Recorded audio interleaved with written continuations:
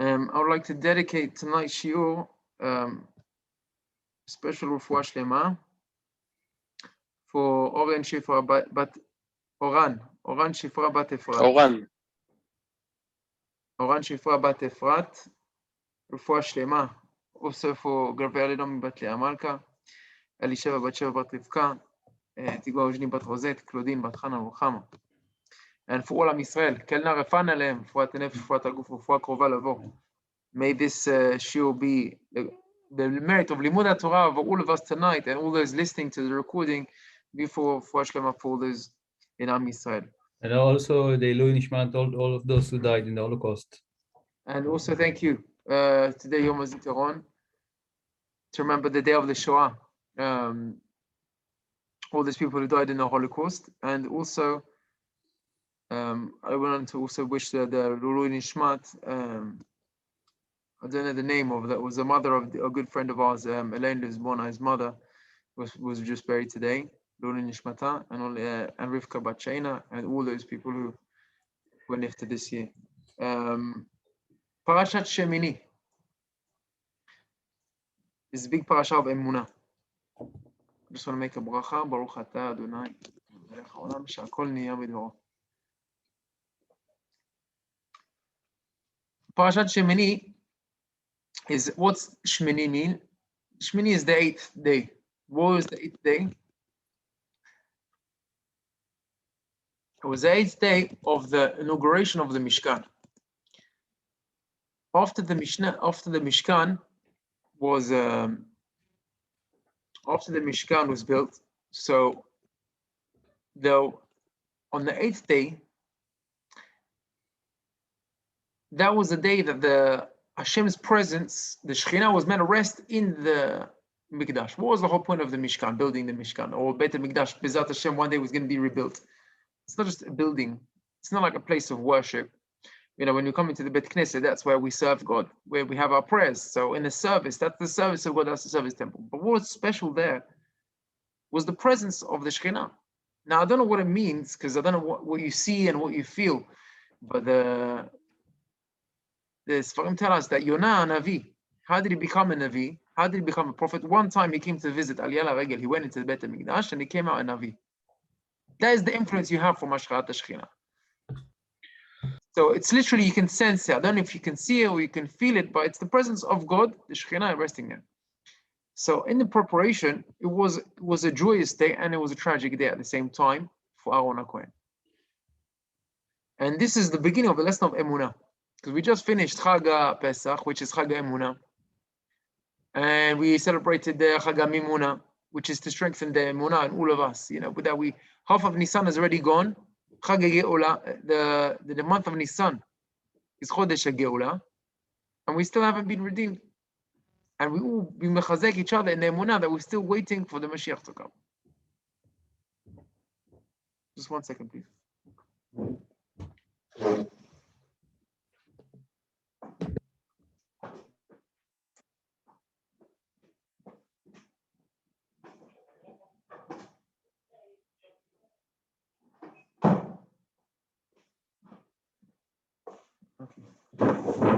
So forgive me, please. Okay, I'm back. Is anybody with me? Okay. Yes, Rabbi. Thank you, Mao. So what is the principle of Emunah? What happened in the story? They were waiting for the presence of the Shekhinah to come down. And Moshe Rabbeinu and all Am Yisrael are gathering. And the way that the Shekhinah is going to come down was in a fire. The fire was meant to come down. So in preparation for this, Aaron HaKohen set up a number of korbanot on the Mizbeach, on outside, on the altar, different korbanot, and also the Ktoret, which was meant to be on the inside on the Mizbeach Hazav. And they were going to wait for Hashem to come down in the Shekhinah, and as the sign of his Shekhinah coming down, the presence of Hashem was in fire. Fire was meant to come down from Shemayim to everyone's presence. It's a revelation, open revelation, like Ma'amad Har Sinai. And that would be the beginning of the Mishkan.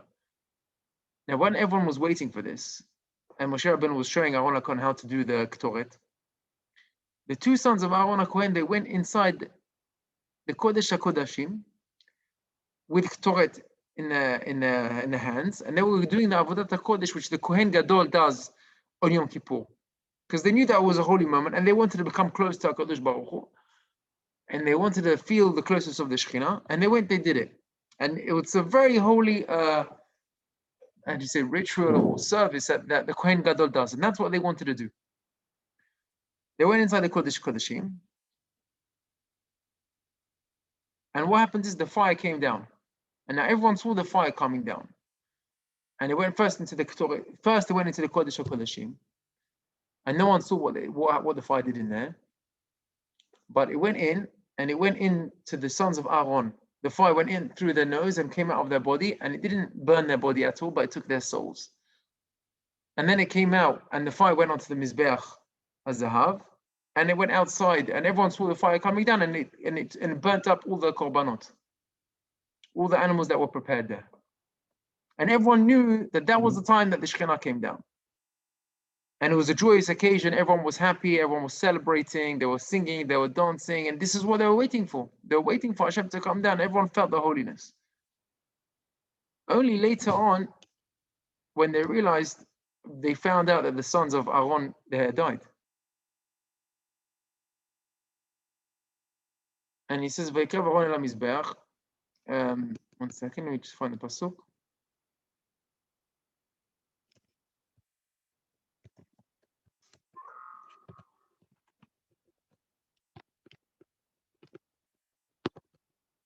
Excuse me.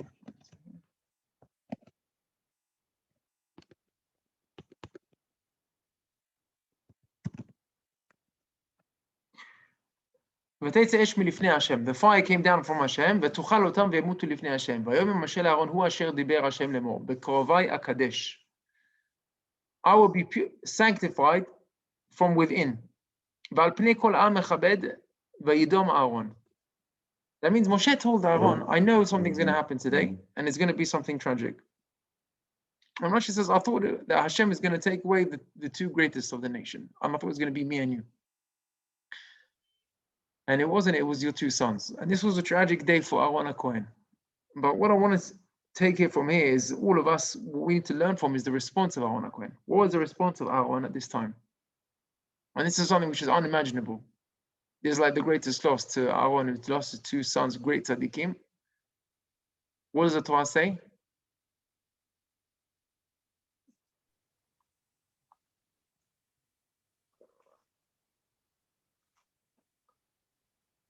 The response was Vayidom Aaron. And Aaron was silent. And what does that mean?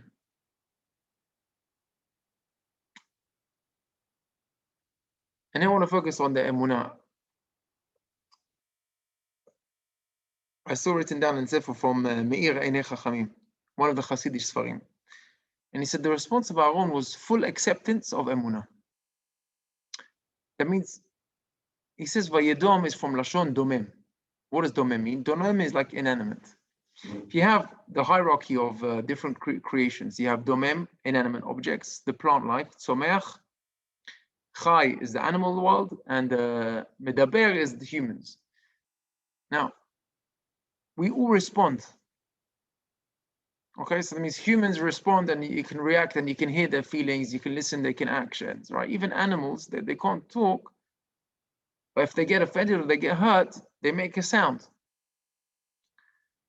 Even plants, they're sensitive to the surroundings, and it's been proven biologically also how different plant life, they respond also to music, even to words, talking. There's people who talk to their plants because it helps them to grow. And that's true, because they respond. But you see, a plant responds. An inanimate object does not respond. You can trample in it, spit on it, you can smash it. It doesn't respond. Vayidom Aaron is from Vaydomem, that he was full acceptance. There's no responding. I'm not going to respond to this.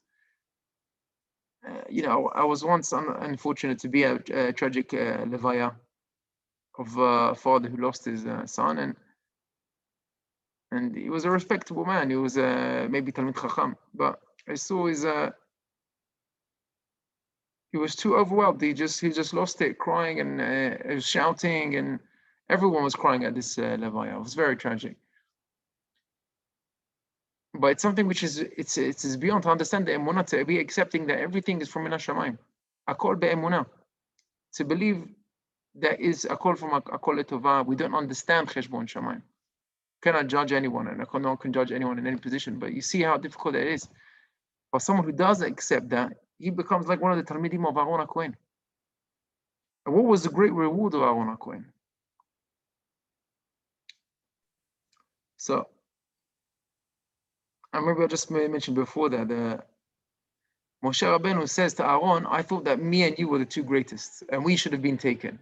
And really, your two sons, they were greater than us. That's what Moshe says. So the question is, first of all, let's ask like this. Who was the greatest Navi of all time? Rambam says. Who was the greatest Navi? And this is one of the Yud Gimel Ikrim. What do you mean? Moshe, of course. Of course, Moshe Rabbeinu. Right. So how can Moshe Rabbeinu say your two sons were greater than me and you? That's one of the kfira in one of the Yud Gimel Ikrim of the Emunah, one of the principles of our faith. You can't say that they're greater than us. So I heard this from Rav Goel El-Karif, and he said it in the name of, I can't remember, one of the Hasidic rabbis, and he said that everyone has their purpose to fulfill in their life. And someone who fulfills it at a younger age, that shows a sign of greatness, because it's his soul that needs to be, corrected. And when he corrects his soul, he's finished. And he says, Moshe Rabbeinu said, listen, we've still got to be around because we've got still things to do here. We haven't reached our shlemut, haven't perfected ourselves.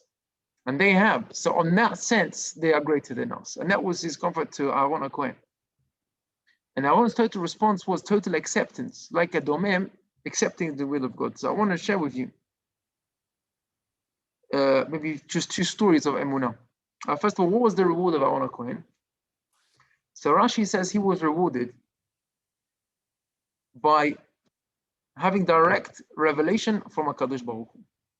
Now you can imagine that is the greatest peak a person could reach, a human being, to be spoken to by his creator directly. And not only that, he transferred the next parasha in the Torah was transferred through Aaron HaKohen.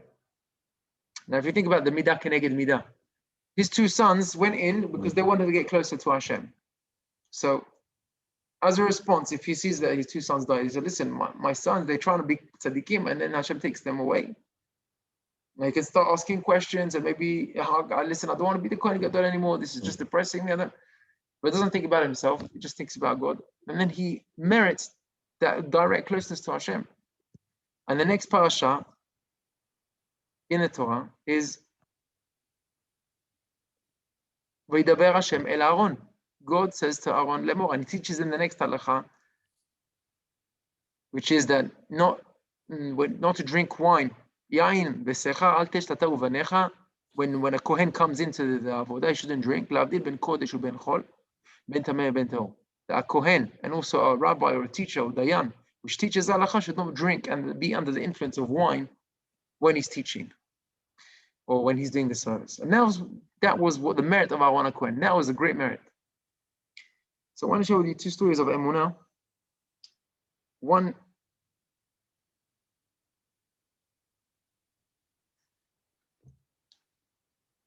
excuse me.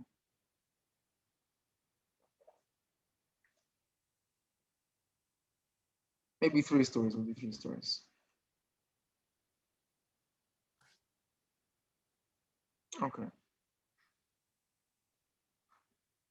One was the Imre Emet. Imre Emet was one of the great Hasidic rabbis, and he actually lost his son on Shabbat.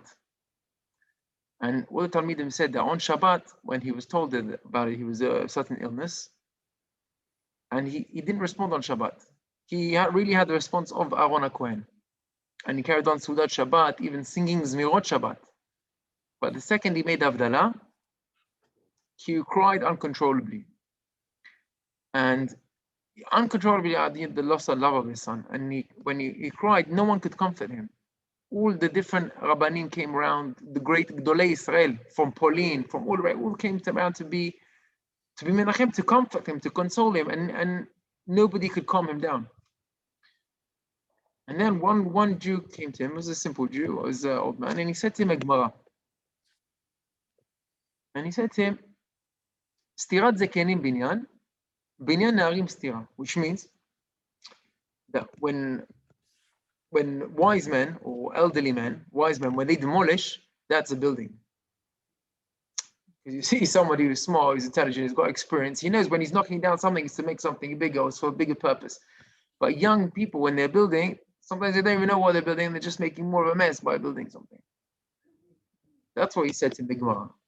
And then he said to him, if this is what we're talking about, a zaken, who's an old wise man of human nature, that when he destroys something, he's building. So kal v'chomer kadosh baruch hu, that he's a wise man, and he's zaken, he's malei rachamim. Of course, when he destroyed, when he demolished, when he took your son, that's just to build something more beautiful and glorious. And when he said that, then the Imre Emet, he stopped crying, and he calmed down, and he said, you consoled me. Because it's all in prospect of Emunah. How do you believe in this? Is a great challenge. I'll give another story of Rabbi Aryeh Levin. He was the rabbi of Yerushalayim, Rabbi Shel Yerushalayim. And just to see how strong Emunah could be. And this is a story somebody can live with Emunah. He used to go in to teach Torah in the prisons, to prisoners, criminals. And he used to teach them Torah and he used to speak to them. And one of them, he was close with, and he used to give him a little bit of pocket money, a little bit of food, really very generous to him. One day he got freed, this prisoner. He was a criminal, and he came knocking on the door of Rabbi Aryeh Levin. And Rabbi Aryeh Levin accepted him, welcomed him in like he was an honored guest. He was an honored guest, sat him down at the table, gave him food to eat, gave him to drink. He said, listen, you're starting now, if you're anyway here, take some money. This is to start off, please take. Thank you so much. And he said, listen, please, why are you leaving tonight? It's late. Sleep tonight. In the morning, go in the morning, go on your journey, start your life. You just build your life here. We'll give you something for a way. They convinced him to sleep. In the morning, Rabbi Aryeh Levin wakes up for nets early in the morning. And he notices in his cupboard that he's been robbed. He had the silver cup for Kiddush and silver candlesticks, and they both got taken. This criminal, he was a real criminal. And he didn't manage to change it, and obviously no hakarat hatov. Now you can imagine after helping somebody so much and treating them with utmost respect and giving them money and getting them, let them sleep in your house. What was the response of Rabbi Aryeh Levin? Rabbi Aryeh Levin, he was the father-in-law of Rabbi Yashiv, the Zichrono Livracha. He calls his wife immediately and he says to her, listen, this is what happened. I'm mochel straight away that it's min hashamayim. I'm mochel.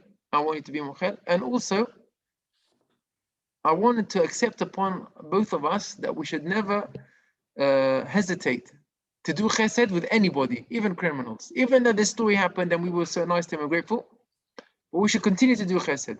And this is tremendous emunah. How can a person do that? You think, oh, I treated this person so well and so kindly, and look what he did to me. A person with true emunah, it's not what he did to me, it's Hashem did to me. Hashem wanted it. I should lose my silver goblet, I should lose my candlesticks. And this is the way it happened, but it's just yet hard to think that now I have to stop my avodat Hashem. And you see the greatness in people when they have a tragic or loss or tragedy, and they mitchazek in emunah, they become stronger in emunah. They come closer to HaKadosh Baruch Hu. They are like Talmidim of Aaron HaKohen v'Yidom Aaron. One final story I shared with you in the day of Yom HaZikaron is a Holocaust survivor.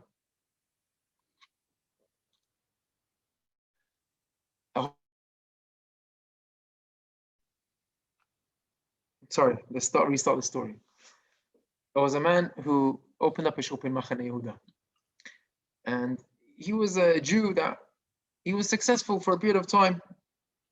And the shuk in Yerushalayim, he was selling food, and he got prosperous, and he was successful. And there was an old lady who was a Holocaust survivor, used to come to him. It was an old lady, and he used to treat her nicely.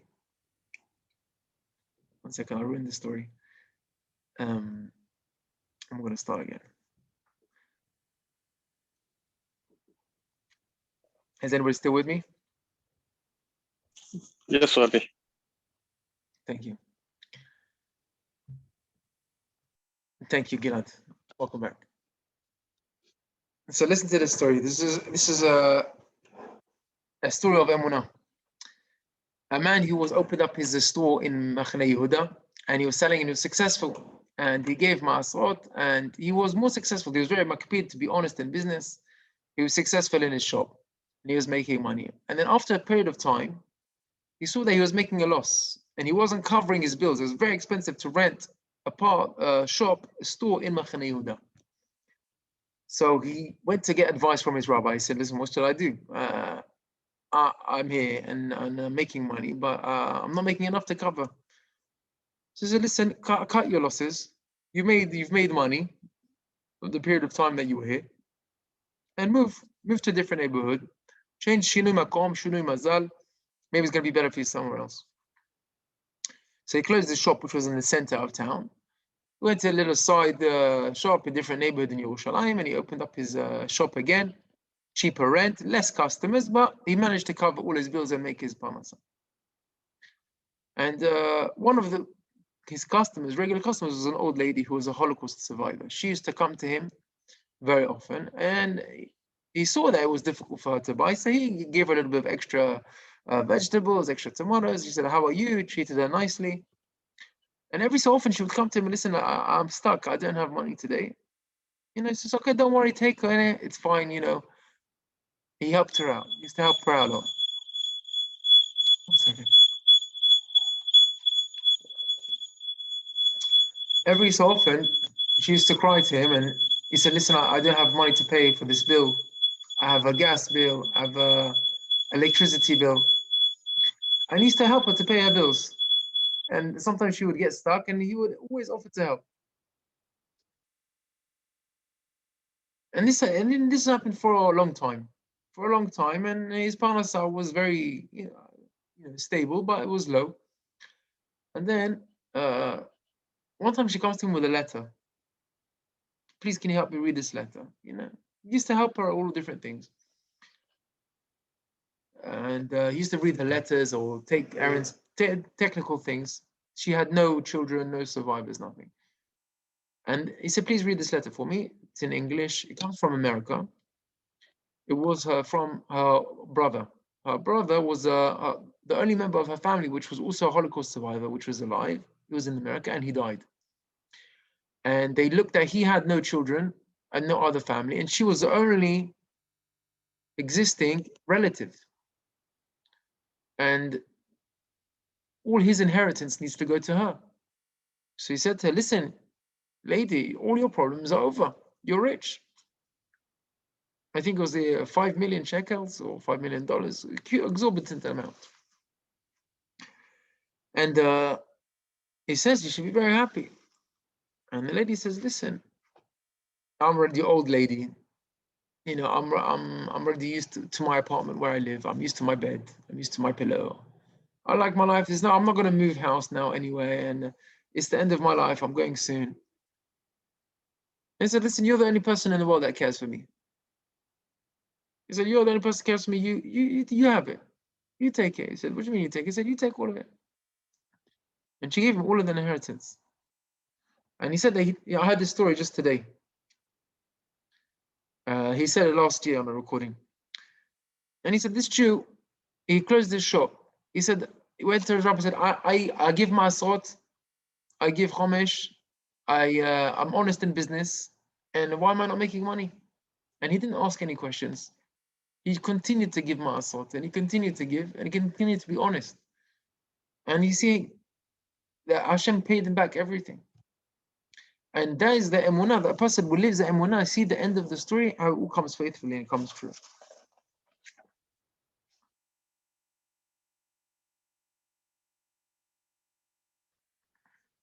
So moving on in the parasha, the parasha that talks about the kosher animals and not kosher animals. And there's different lessons to be learned from the kosher animals and from the non-kosher animals that the Torah tells us. Which animals are kosher, which ones are not kosher. So I want to just point out two of them. Very interesting. There's two animals which are called there are different animals which are not kosher. One of them is called ha'anaka. Anaka is a name of an impure animal, which nowadays is called a kipod. What's a kipod in English?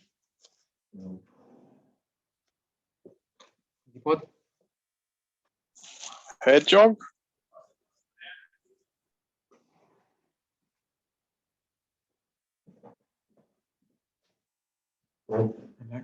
What's a kipod in English? A kipod, I think, is a hedgehog.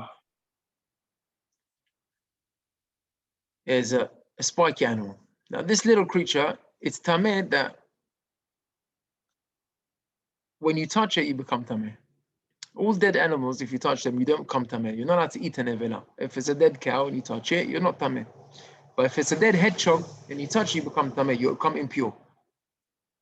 Now, there's two lessons that you had. Why is it called anaka? Anaka is from the lashon of groaning or moaning. So I heard that a person needs to learn from this animal that someone who's groaning and moaning, that's an impure character. A Jew is supposed to be happy. That's the natural state of a Jew, is to be happy. You a person moaning, oh, it's terrible, it's terrible. You know, I heard there's people that always complain about everything. You know, especially in the old age, they get really complaining. Yeah. Somebody told me that his mother at her old age, she was always complaining. And one morning he just came to her and he said, Mom, it's the 29th of September today. She said, I know, isn't that terrible? And that was it. This person just becomes used to it, becomes a habit to complain. But that is an impure character. The trait of a Yehudi, of a Jew, is to be naturally happy, to be naturally thankful to God. And it's a trait that you build in yourself. It's the habit. It becomes used to, oh, thank God for this, Baruch Hashem, Yishtabach Shemo. And it's the 29th of September. Isn't that great? Thank God for that.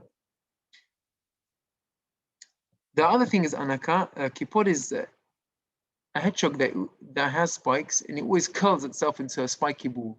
Why is that? Because he's mefached, he's pachad. And that is also a tameh. Why are you all pachad about? What are you scared of all the time? A Jew is not supposed to be always scared. Is a va'ikar lo lefached klal. And that's also got to do with Emunah. Because a person who feels with Emunah, God is always with him. What I'm always scared about, I'm always worried about the future. You're worried, you're always going to be worried. Okay, so you're going to have what to worry about. But if you're living with Emunah, then there's no pachad for the future. There's nothing to complain about. And it's all got to do with the same lesson of Emunah. And this is what we're trying to build over here. Another animal is the bird, which is called a chasidah. A chasidah, I looked it up on the internet. It's a stork. It's a type of bird which is chasidah. Why is it called chasidah? So Rashi said, Yasa chesed im chavroteha. That it helps each other. What they do is, how do they help each other to eat? They stand in a circle in the water and they trap the fish, and they help each other they come close in on the fish. So they help each other to eat. It's like chesed to each other. So the question is, if this bird does chesed, so why is it not kosher? Why is it not a kosher animal? It should be allowed to eat this animal which does chesed. And the answer is two answers I'm going to give you. One answer is because the famous answer that it only does chesed with its friends. The way you do chesed is not with only your friends. With someone who needs chesed, if he's a Jew, you help him, you do chesed with him. But another answer I heard from Rav Goel El-Karif, he said in the name of the Ibn Ezra. And he says that the Hasidah, sometimes when it doesn't want to help, then it just goes away, it doesn't do help. So chesed is not when you feel like it. That's not when you do chesed. Chesed is when the opportunity rises, that's when you do chesed. Somebody who can't be bothered to do chesed, that's not chesed. I'd like to welcome my uncle Dot Chaim, just joined the shiur. Baruchim habayim. So I want to share with you a story. This happened also in Bnei Brak in Eretz Israel. Somebody saw an advertisement for fixing trisim. Trisim is the shades or the blinds of the windows. In Israel, it's very sunny, so there's a trisim which blocks off the sunlight. And he said, I'll provide the service to fix broken tresim 5 shekel. Now that's a ridiculously cheap price. Now he sees it, he says, why is somebody coming to fix a tris for 5 shekel? To come, to fix it, to see it, this is not even money. So either, if I would see that, I would think maybe the guy's dodgy, maybe he's a thief, come and try and look inside the house to see things. Or maybe he's a miskin, and he needs money, he needs parnasa. So this Jew, he calls up the number, and he says, listen, why are you doing this service for 5 shekel? So yeah, he found that he really needs the money. He's very desperate, and there's people who live just, they work and they buy food just to eat something. So he started talking to him a little bit, and he wanted to help him out as a Jew, to do a favor. And he said, listen, do you know how to do avodat chashmal? Do you know how to work with electricity, with wires? He said, come do the job for me. He said, he brought him to his office, and he's been in his office for many years, and on the floor, he's got lots of different cables and wires, phone wires, computers, it's all linked up, and it's all on the floor, and it's all tangled in a mess, yeah? With extension leads and extension cords. And he said, listen, do a nice job. Get all the different wires, fit it into the wall, cover it over with plaster, paint it nicely, do a nice job, 1,000 shekel. 1,000 shekel, it's a nice, for one day's job, it's a nice amount. It's like £250 for a one-day job. He was very happy and he was thrilled.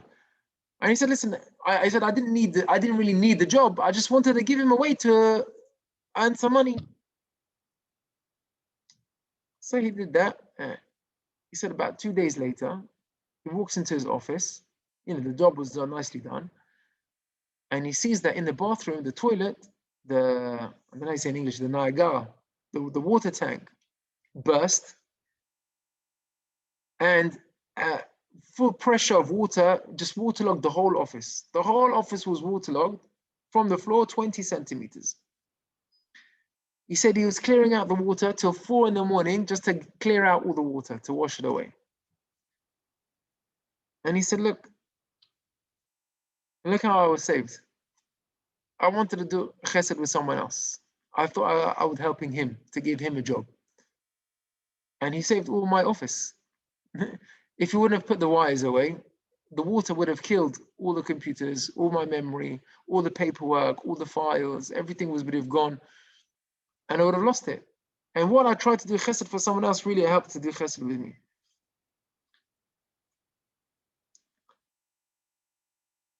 And this is really the second lesson.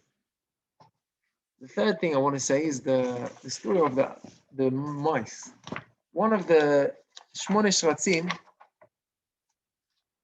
I want to share with you an incredible story.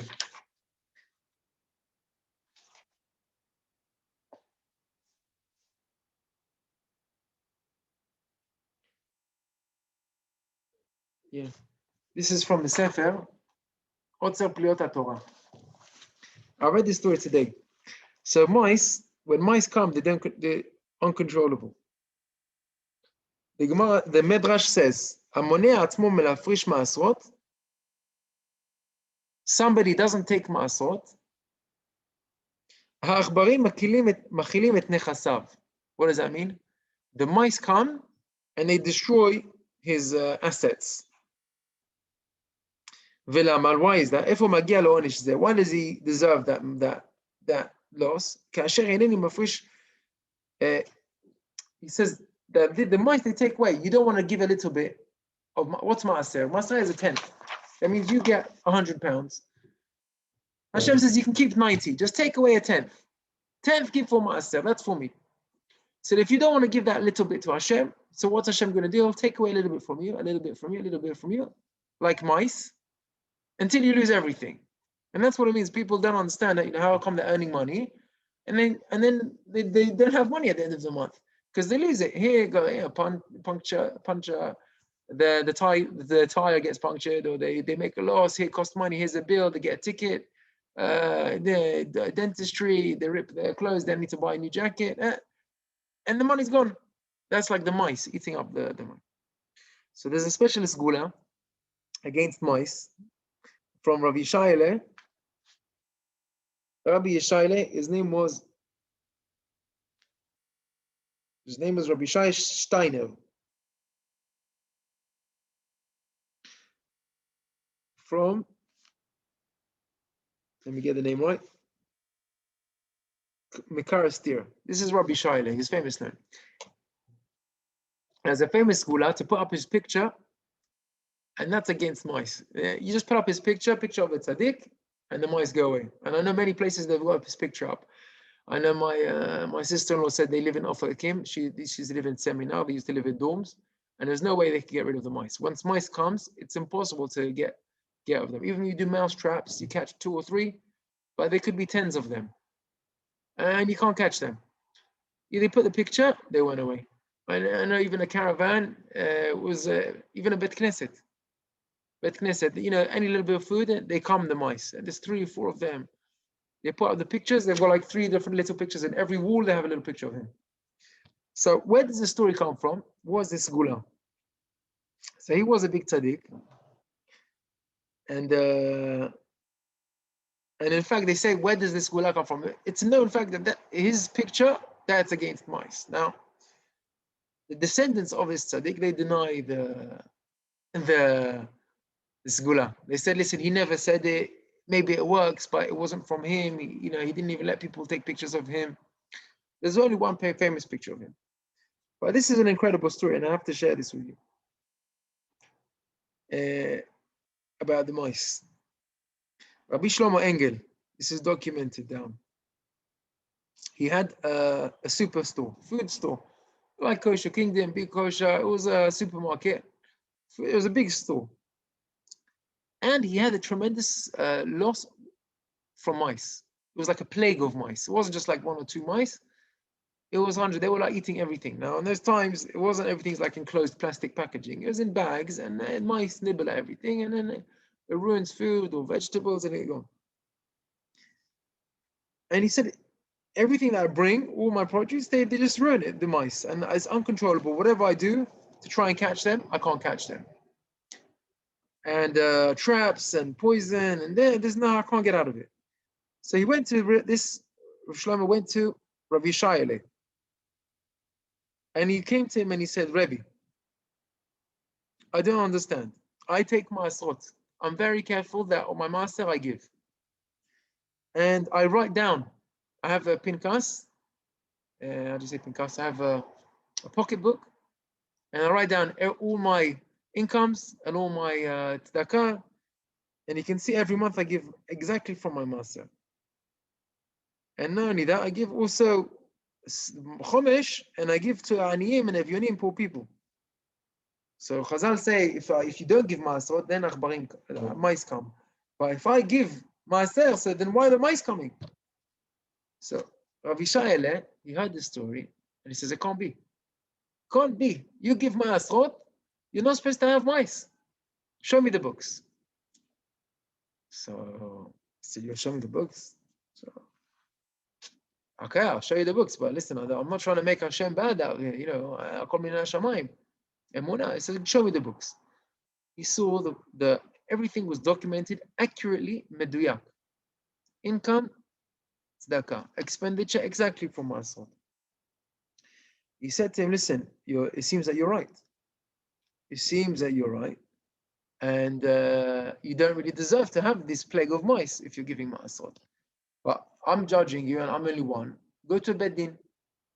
He said, I only bring 3. So he said, go to a Beit Din and tell your accusations against this Chazal to the Beit Din, and have them psak, make a psak din for you, and they should write down the psak, and then bring it to me. And he says, listen, I don't want to do this. It's chamur to go to say HaKadosh Baruch Hu, I don't deserve this. That's matech dvarim klape mala. You be very careful when you say that. And the Rabbi said, listen, don't worry. It's a din Torah, go. So this Rav Engel, okay, he did what Rabbi Shaile told him to do. He went to the 3 Dayanim, was the 2 son-in-laws of Rabbi Shaile and another tzaddik. I've got the names here. Rabbi Reuven Chaim Klein, Rabbi Israel Avram Alter, Landau. He was the Av Beit Din at the time, and Rav Moshe Gintz. And he told them the whole story. And they said, according to Psak Din, you're right, and you're a tzaddik. And they wrote him. we, the Bet Din of this place, we sign that he is right and he gives Ma'asot and he doesn't deserve the mice to have in his store that they're eating up all his food.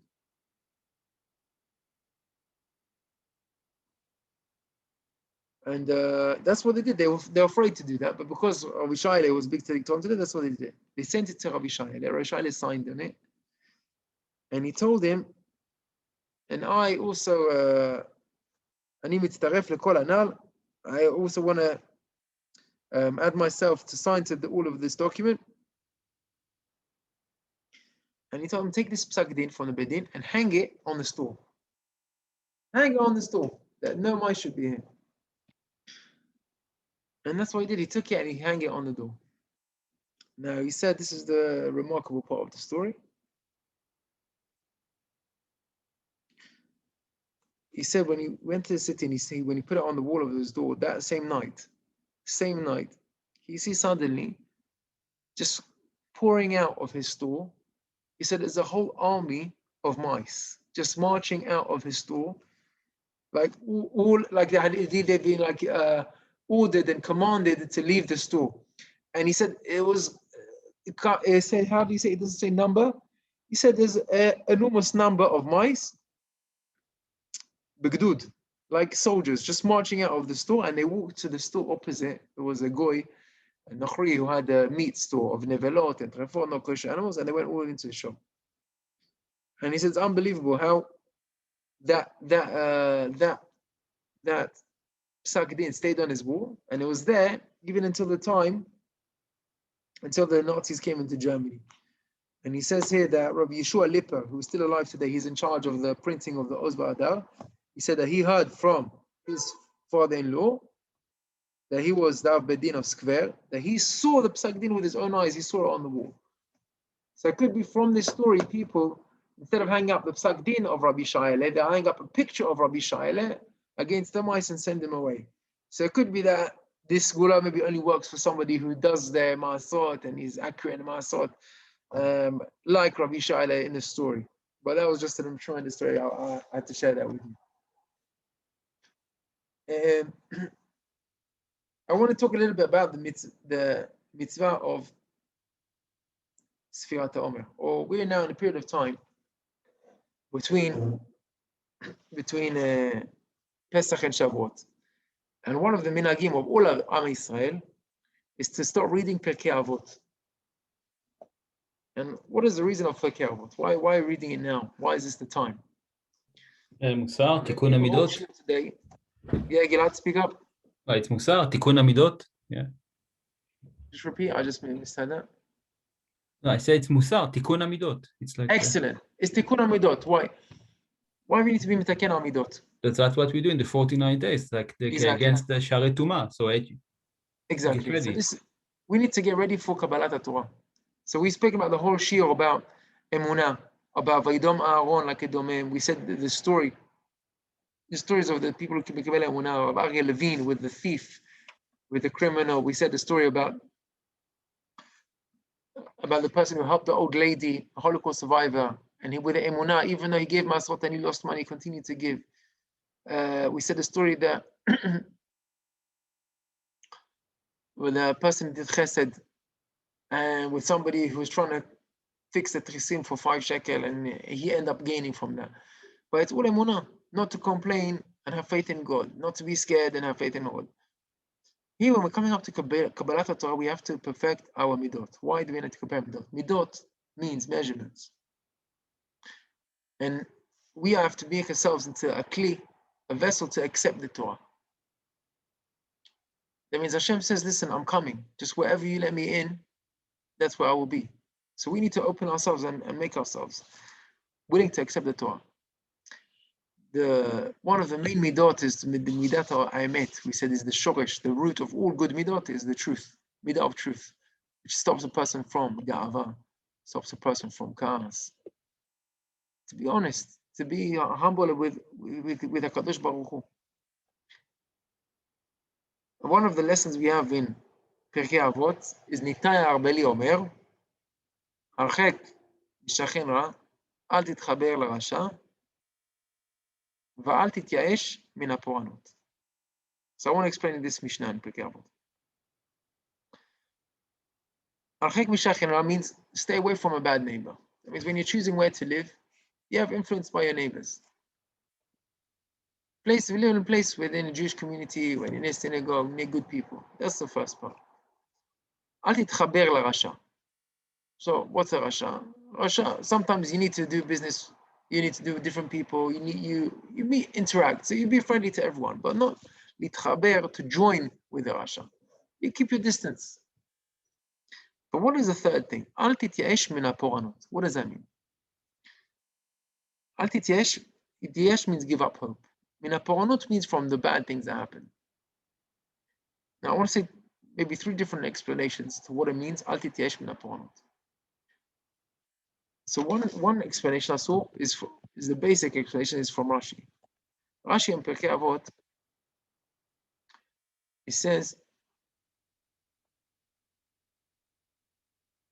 once again, yeah, if a person is rich, yeah, Baruch Hashem, I have my money. He says, don't have faith in your wealth.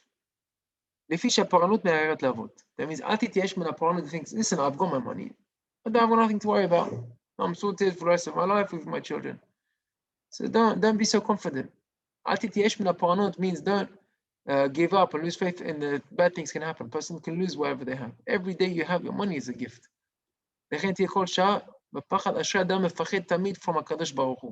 afraid from God, from doing the right things. Not be afraid from other people or different things. What's going to be in the future. Be afraid from God.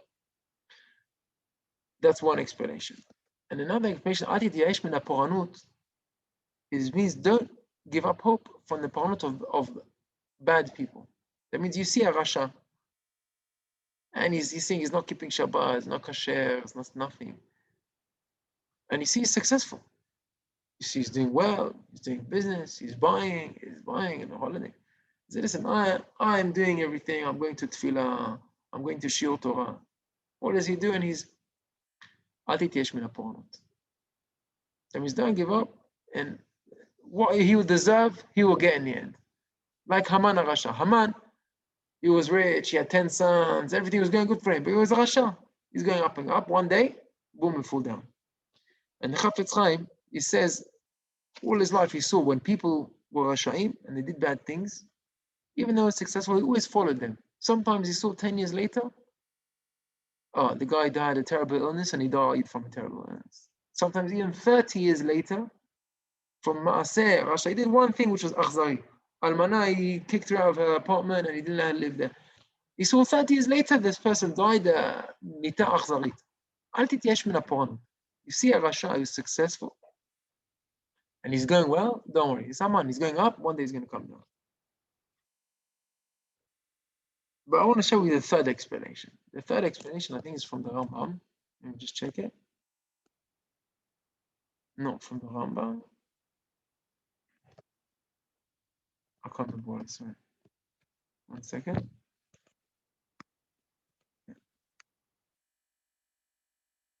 The third explanation is from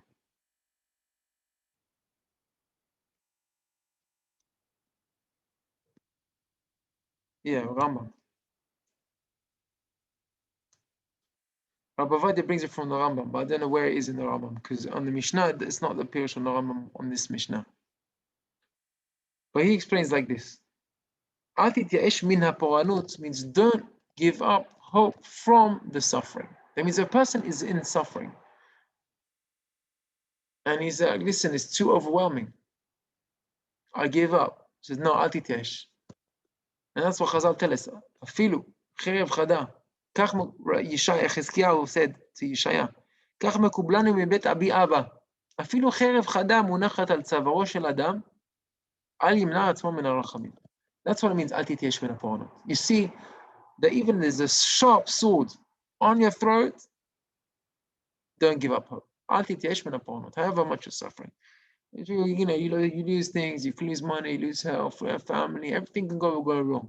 אל תתייאש. Everything can change around. Even Cherev Chada. And Rabbi Vadia brings in his Pirush to Pirkei Avot. He said, what's Cherev Chada? There's 2 sides of a sword. One side is like a knife. You have a sharp side and you have the blunt side. And when they want to threaten somebody, so they put the blunt side on his neck, you can feel it. They don't put the sharp side because the sharp side could cut it. But he said, even if it's the sharp side on the throat, that means they're about to slice him. And this is the emunah that we live with. And just as maybe say a point about Sfirat Omer. We're trying to build here our midot. The Torah says, "V'sefartem lachem mimachrat haShabbat, yom aviachem et haOmer." Tenufa sheva Shabbatot tmimot hayana. 7 full weeks. Ad mimachrat haShabbat, השביעית תספרו 50 יום. So it says 7 שבתות, 50 יום. והקרבתם מנחה חדשה להשם. So why do we count? Why do we count the Sfirat HaOmer? Today's day 1, today's day 2, today's day 3. If we're counting, we should count the opposite, no? 49, 48, 47, 46. Getting exciting to the moment. But you climb. I don't say you climb, no? You climb. But if you're away, you say you're looking forward to a big day. How do you count? You count down, you count up. Why are we counting? What's the mitzvah for counting? What was the main purpose for Am Yisrael leaving Mitzrayim? Why did we leave? Because we reached the bottom of the Tumah. It's not because we reached the bottom. We did reach the bottom, but it's not because we reached the bottom. The main purpose for leaving Mitzrayim was to save us from the last one. Yeah, we will say that's why when we got out, but it's not why we got out. Why we got out was to accept the Torah. The whole reason for creation of Shamayim va'aretz was to accept the Torah. The reason why we're counting now is towards the accepting of the Torah. We're excited for it. That's the Sefer HaChinuch, write it down. We're excited every day, and that's why we're counting to accept the Torah. On the 49th day, why did God not give the Torah straight away? We leave Mitzvah, give us a Torah. So Gilad already told us. We were on the 49th level of Tumah, and we needed a period of 49 days, like 7 days of Tumah for Nidah to get out of a Tumah. We need to get out of our Tumah, and we need to perfect our Midot. That's the main avodah, is to prepare ourselves with the Midot. That's why we study Pirkei Avot, to correct our Midot. That's why we're going to talk about it this year. The more a person prepares himself from Chag HaShavuot, for Matan Torah, the more Torah he will be able to receive. That's the purpose of creation, the Torah. It says, "Lo briti yomam v'layla, chukat shamayim v'aretz lo samti." That means shamayim v'aretz was created because of briti of the Torah. So why do we count up? When you want to look for a day, beginning day, marriage day, wedding day, holiday, you count how many days you have left. 20 days, 10 days, 5 days, 3, 2, 1, boom. Yeah, that's how you count. So why are we counting up? So I had a beautiful mashal. I had this from Rabbi Pinchas Raz. He said you give an example, a mashal, of 2 people that win the lottery. Okay, it happens. It's nice. It happens to people. £1 million. It's a nice amount of money to win. 2 people win it. One person, they said, listen, you're going to get it in 100 days' time. Okay, 100 days' time, you're going to get $1 million.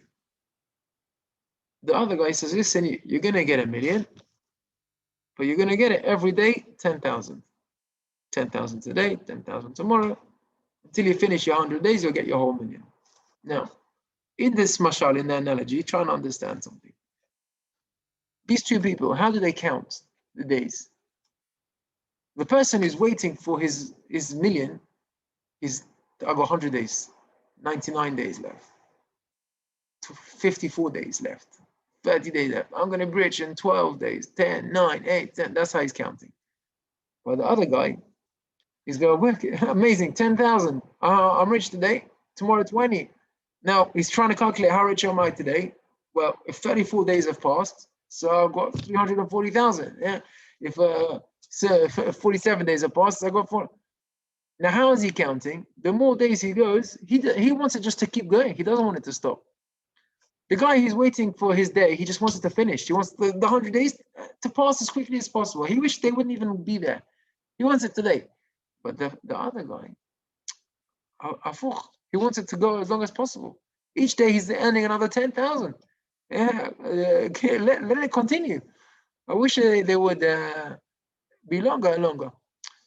That is the analogy. When we're counting Sfirat HaOmer every day, we're not just waiting for the day to go. Each day we're correcting a midah, we gain something. Today, Gvura shebegvura, Tiferet shebegvura, Chesed shebetiferet. When we're counting the Omer, we don't understand what that does. But we're learning Pirkei Avot, we're learning Musar, we're improving ourselves. Each day, we don't even see it, but we're becoming richer in that sense, spiritually. And this is why we're counting the Sfirat HaOmer. So, that's the lessons for tonight's Shir, or the improvement of Emunah. I'm ready to believe. What happens to us is from Shamayim. We can't change that. But we can live to it, we can accept it, and we can live as a Jew happily about it, and get used to being happy about it.